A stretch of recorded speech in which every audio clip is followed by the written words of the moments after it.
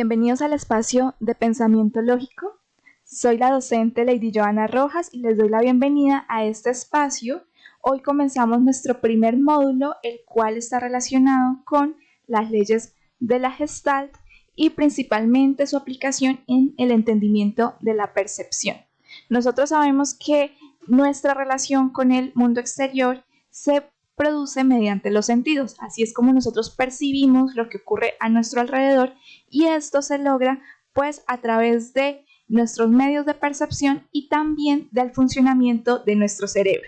Las leyes de la Gestalt son las que nos permiten entender cómo nuestro cerebro percibe la realidad y también cómo el cerebro no es capaz de percibir el todo y sus detalles, sino que él percibe algunas agrupaciones principalmente que otras. Entonces, hoy vamos a ver cómo funciona este proceso.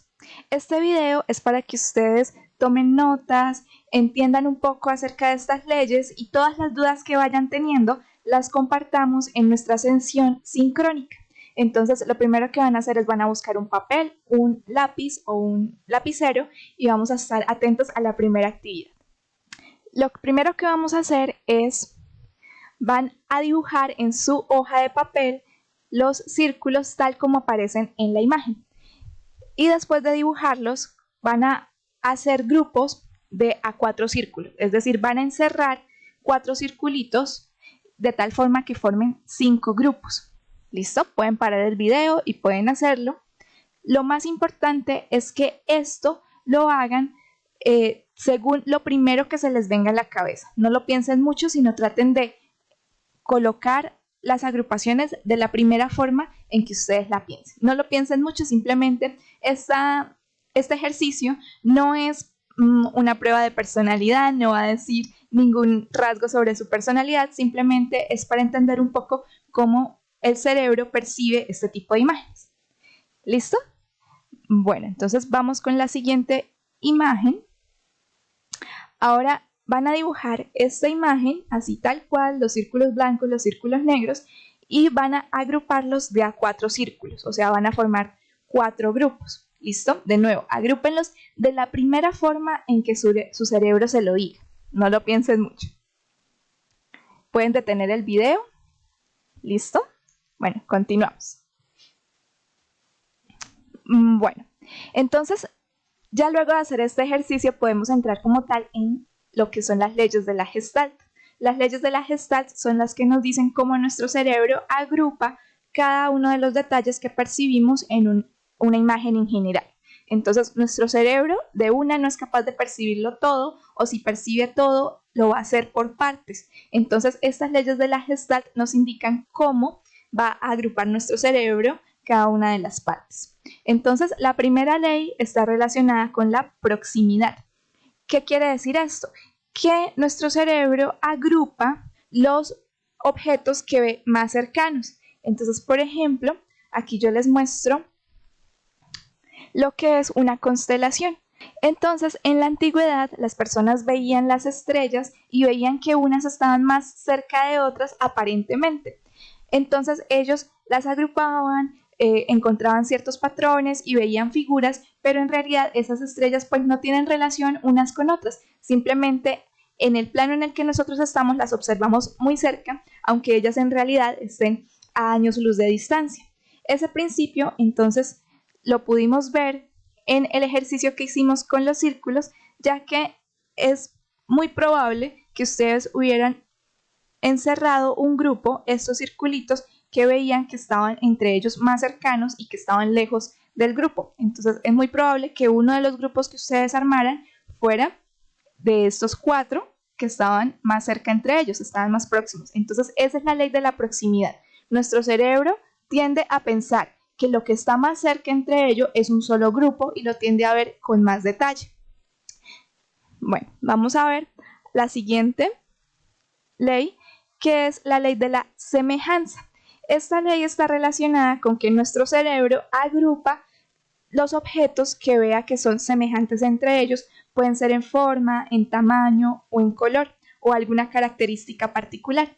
Entonces, si yo les digo que esta imagen la agrupemos, entonces es muy probable que ustedes puedan agrupar los triángulos de una forma, entonces identifiquen los triángulos como un grupo, identifiquen los círculos como otro, las líneas como otro y las líneas puntadas como otro. Entonces nuestro cerebro tiende a agrupar lo que es semejante entre sí. Esto lo pudimos ver con esta gráfica. Entonces aquí en esta imagen de los punticos, de los círculos, es muy probable que ustedes hayan encerrado como un solo grupo los círculos blancos, como otro grupo los círculos negros y así. Entonces esto lo que nos dice es que nuestro cerebro a simple vista él agrupa, y para poder obtener detalles de la imagen, entonces agrupa lo que es semejante entre sí.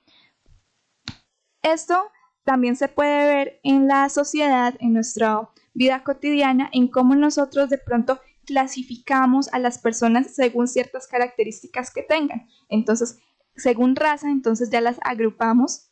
Según también puede ser alguna creencia, entonces también los agrupamos. Tendemos a hacer grupos según alguna característica en particular. Entonces, para nuestro cerebro es más fácil agrupar si los objetos tienen alguna característica en común.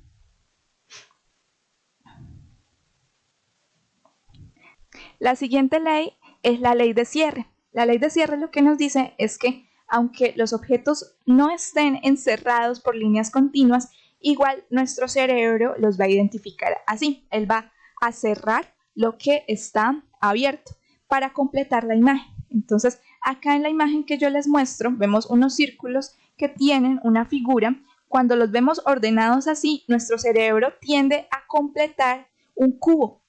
Aunque el cubo no esté explícitamente allí, nuestro cerebro tiende a completar, tiende a cerrar la imagen. Para nuestro cerebro es difícil que los objetos o las situaciones queden abiertas. Entonces, para nosotros es difícil cuando algo queda abierto, sentimos esa necesidad de cerrarlo. Nuestro cerebro tiene la necesidad de cerrarlo. Entonces, eso puede pasar cuando una persona nos habla y deja la frase incompleta, nosotros tendemos a completarla porque necesitamos darle el cierre. También pasa con las relaciones. Nosotros también cuando de pronto nos dejan en visto una situación, no tenemos algo que concluya la situación, entonces queremos cerrarla, queremos completarla. Entonces, esto es muy utilizado también. Esto también se puede ver en los logos. Existen logos, por ejemplo, este logo que es un oso panda. En sí, él no está completamente cerrado, pero nuestro cerebro lo completa para identificar que es un oso panda. Entonces, esa es la ley de cierre. Una de mis leyes favoritas es la ley de fondo y figura. Entonces, nuestro cerebro no identifica esta imagen, por ejemplo, que les muestro como un todo, sino él identifica o el fondo, que forma la figura de una mujer, o el frente, que son flores y mariposas. Entonces, nuestro cerebro no los identifica como una sola estructura, como una sola imagen, sino tiende a mirarlo por aparte. Esto también puede pasar en nuestra cotidianidad cuando nosotros al observar o al conocer una escena, sea una situación, entonces tendemos a ver primero toda la imagen, entonces ese sería como el fondo, y después empezamos a percibir ya los detalles.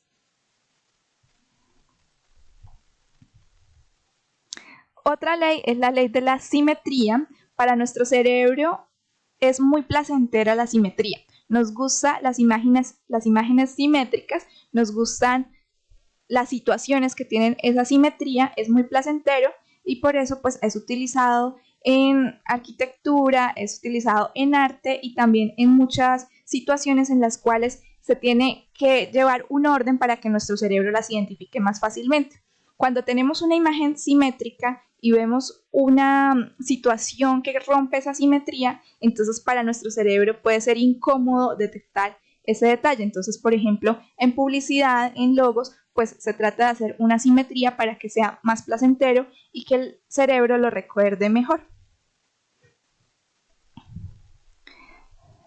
Y tenemos la ley de la continuidad. En esta ley lo que nosotros podemos observar es, según esta figura, vemos que tenemos unas líneas punteadas, entonces tenemos los punticos y nosotros percibimos eso como si fuera un camino. Entonces, necesariamente esos puntos no nos indicarían que estén relacionados unos con otros, pero como los vemos en esa continuidad, entonces los asociamos a que son una sola estructura y que forman un camino. Entonces, por ejemplo, estas líneas, nosotros es difícil verlo por aparte, entonces ver esta parte separada de la parte de arriba, sino que vemos como si fueran dos líneas que están aquí cortadas, pero las vemos como si fueran continuas.